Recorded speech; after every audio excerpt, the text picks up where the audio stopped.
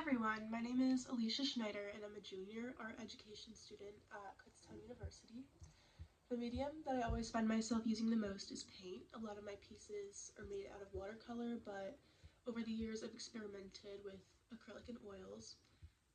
This brings me to one of my studio habits, which is developing craft. I used to only ever want to work on watercolor because it was what I was most used to, and I always knew that the end product would look how I wanted it to. However, I know as an artist, experimentation and learning to use new tools and materials is very important, so I have found my personal benefits to each of these materials. So realism paintings are definitely more my style, and years ago I completed my first series where the main subject matter was people and their environments. Specifically, I wanted to capture the imaginations of children and how they see the world. So in this painting, the little girl is standing by a pond and she imagines fairies floating around. This is an oil painting of the same girl picking an apple as she imagines one of the leaves turning into a butterfly. This one on the left also continues with the fairy tale-like themes that I had going on. So this painting was the first one I ever made that included architecture, and it made me realize how many details people don't normally notice in buildings. This painting inspired me to explore architecture further and try to capture as much detail as I could. This brings up another studio habit, which is to stretch and explore. I was so used to painting the same subject matter for a long time, but this was the beginning of my switch up. So this is a study I did. I wanted to focus on the light and how light interacts with architecture and how it interacts with all of the details of the building. I then wanted to make a commemorative piece for my freshman year dorm. I really wanted every single detail of this building to shine through.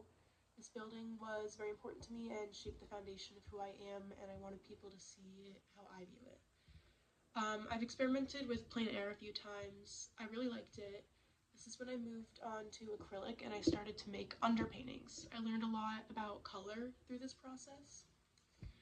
In these paintings, I experimented with shades and tones of my colors because I really wanted to put an emphasis on the time of day that I sat outside and made these. Plein air also taught me the importance of finding shapes within your subject because it makes it a lot easier to get your proportions correct. Lastly, I've become interested in painting people's pets. These first two paintings I have done in this subject matter are like a little bug painting and then a bird. And then I started selling them on the side. The most important part is to capture the look in their eyes for me because that's what people look at the most, and also as well as constructing the perfect composition for each of these pieces. So my process varies depending on the subject matter, but I've narrowed this down to 3 broad categories, which is brainstorming, the setup, and layering. So the most important category is brainstorming, in my opinion. This could mean a multitude of things, like finding the perfect reference photo, or sketching out my idea on paper. If I'm making a plein air piece, finding the perfect spot is definitely important.